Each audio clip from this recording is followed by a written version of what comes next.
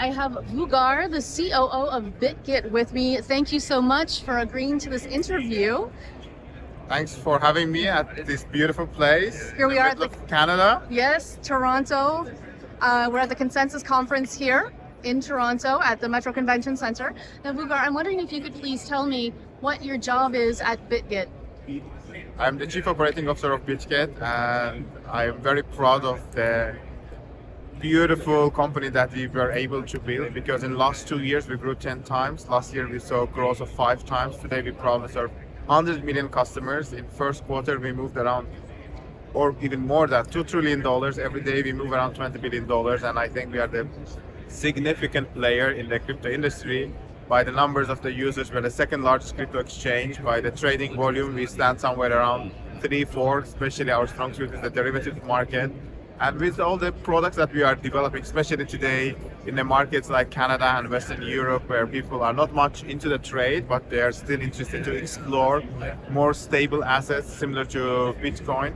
And we are developing a products that will cater to the same needs, where principal is guaranteed, similar to your ordinary banks, where you can invest your money and you make sure that the principal amount that you're investing will never be lost. And on top, you can farm new tokens from different projects or get an interest. And I think today BitGet is one of the strongest places where you can get the best interest rates out there.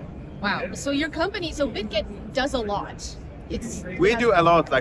People usually think of a centralized exchange as a place to go and trade or just go and acquire digital assets, but we are definitely more than that.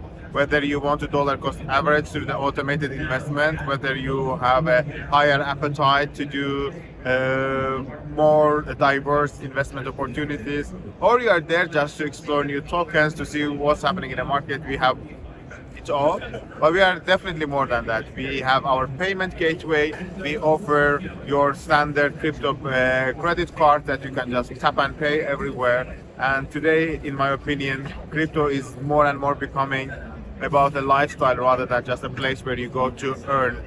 Right. Now, may I ask you, so BitGet has expanded rapidly and secured licenses in a lot of key regions. So what's driving your regulatory strategy right now? Currently, of course, we want to be compliant in regions and countries that where we are having and catering to the most of the needs. Definitely, we are talking to European regulators.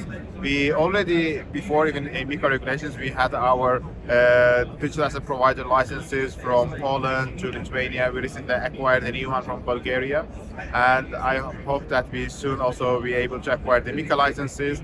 We work with very closely to El Salvador government. We acquired the licenses there. We have licenses from Southeast Asia, from Vietnam to Turkey. Currently, we are licensed in around 19 regions, and we are planning to acquire more. And of course, we know that once we acquire the MiCA, there will be like 30 more countries joining.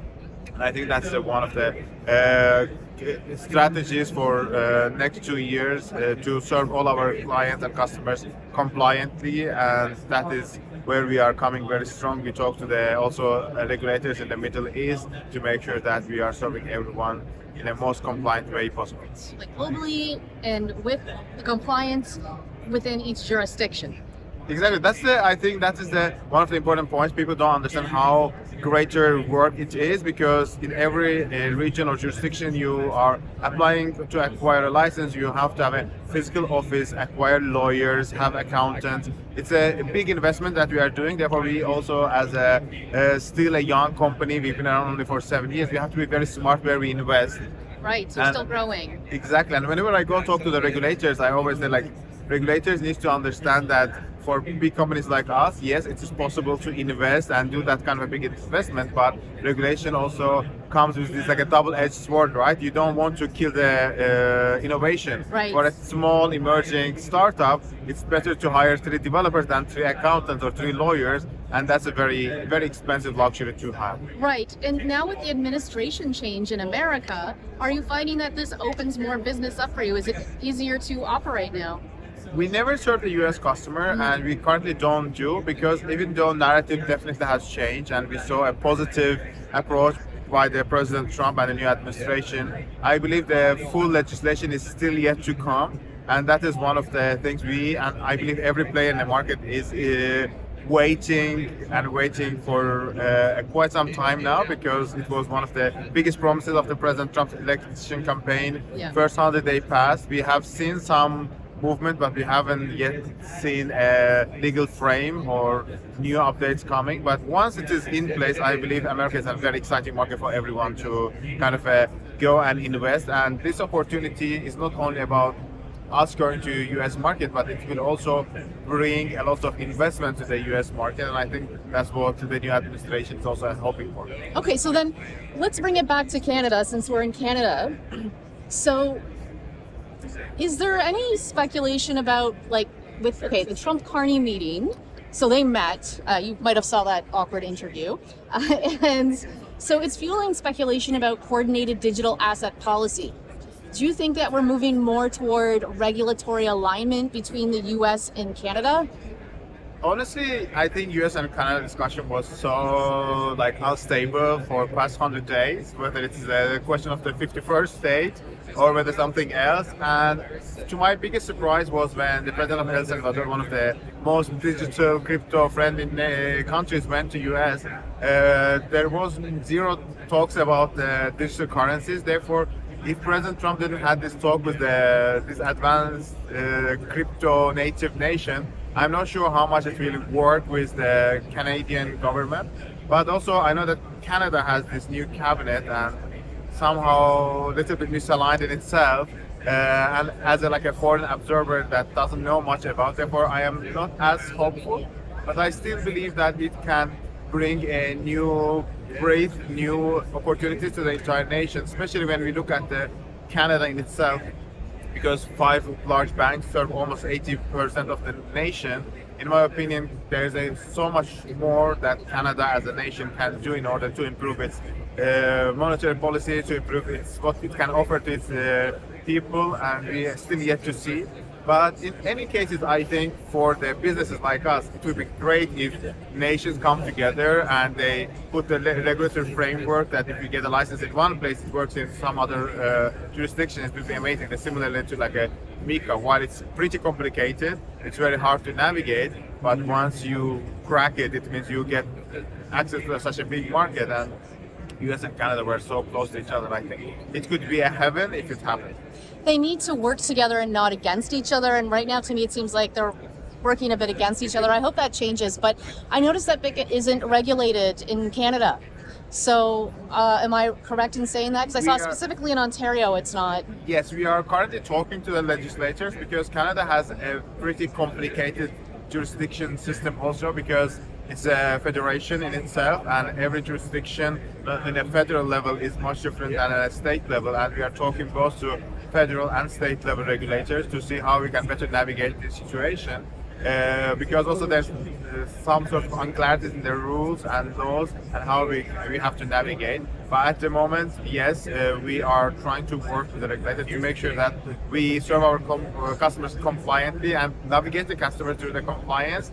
Because we have to understand, as a BitGet, we are a true Web3 company, means we have a centralized exchange offering, but we also have a decentralized wallet with a self-custody, and there is different rules applied to the both products that we are trying to kind of more of educate the legislatures than to understand how we can better work together. Right. So there's a few things that, like barriers you have to cross to, I guess, pass the different policies and rules, and I know it is definitely a bit more tricky in this province. So remember there was the Genesis Act in America. They were going to pass that, but it failed a Senate vote, and it was supposed to really help the global stablecoin market, but it didn't get passed, and that was just like about a week ago. Yeah. Hey, I know about it. Yeah. Can you maybe speak to, like, now that the bill didn't pass, now what? I think when we talk about US dominance in the foreign trade, of course, the entire globe relies on the US dollar. And I think it was a question for last so many years whether we shall rely on central bank digital currencies or whether it should be licensed to the independent organizations and foundations to issue and mint stable coins. I know that MiCA regulations, they couldn't figure it out themselves yet, whether they should allow these currencies to be minted by the independent organizations and foundations or not. And unfortunately, we don't still have a regulatory clarity.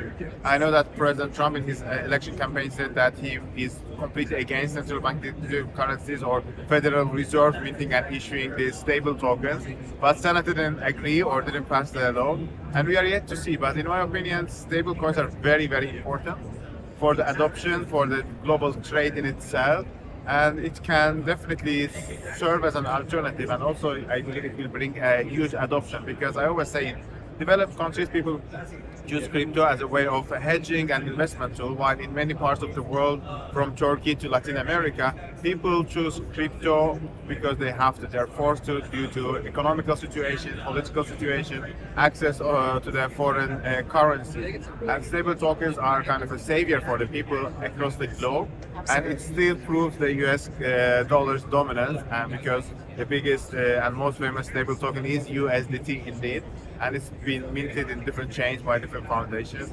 In my opinion, we are still needing some time to come that like a regulatory clarity in there, but definitely I'm more pro stable tokens than central bank digital currency. Right, so it might just take a bit more time.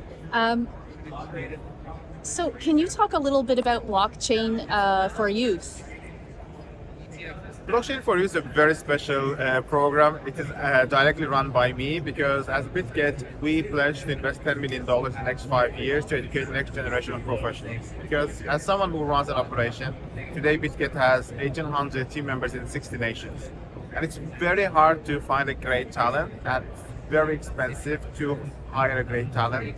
And we noticed that this doesn't happen because there isn't people who are not interested in working in crypto, or we can't find people because they don't have a knowledge about it, because many people don't know where to start. Therefore, we partner with 70 universities globally, and this number is growing, and it's like a highly reputable universities from UCLA to Harvard, where we go and we actually work with these institutions to bring the crypto and blockchain related topics into the attention of the team members.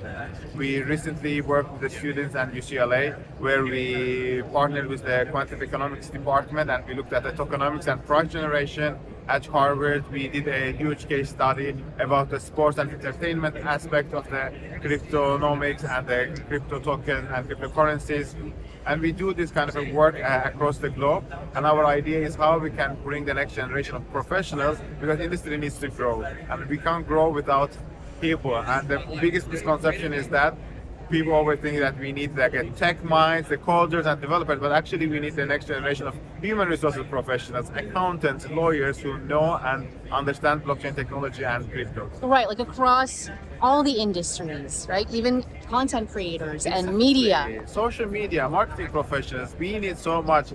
Actually, I always say this, the numbers are very interesting. Almost 90% of people who work in crypto, they don't know how to code and they don't trade. That is a very big number. It means there's so much opportunity for everyone watching us to come and join, and that is what we're trying to do. And our idea to bring the next generation of professionals to our industry that everyone can benefit. Absolutely, and you help onboard the people in Web 2 into Web 3 quite seamlessly from what I've seen on your website. Exactly. Now, do you have any final thoughts? Anything you'd like to what's for the ahead in the future for BitGet? Everyone always asks that what's ahead for BitGet or what's ahead for the industry. In my opinion, crypto is becoming a household name. No more it's alienated, no more it's about just going and investing. In my opinion, cryptocurrencies, blockchain technology becomes a part of our life. It becomes mainstream, and my biggest prediction for next 3 years is that we will all learn how to seamlessly live on chain. Whether it's not about just investing and trading, but it's about how we can spend our money, how we can accept payments in crypto, how we can use it in our daily life. And I believe that we will follow the steps of the Apple Pay and Samsung Pay and all these smart payment gateway through our mobile devices, where we can just tap and go. I believe 3, 4, 5 years ago, we never knew that this can solve our problem, but today we are all very much reliant on these seamless payments. And I believe crypto payments will become a next daily routine for us, and that moment we will be able to onboard next billion users to crypto.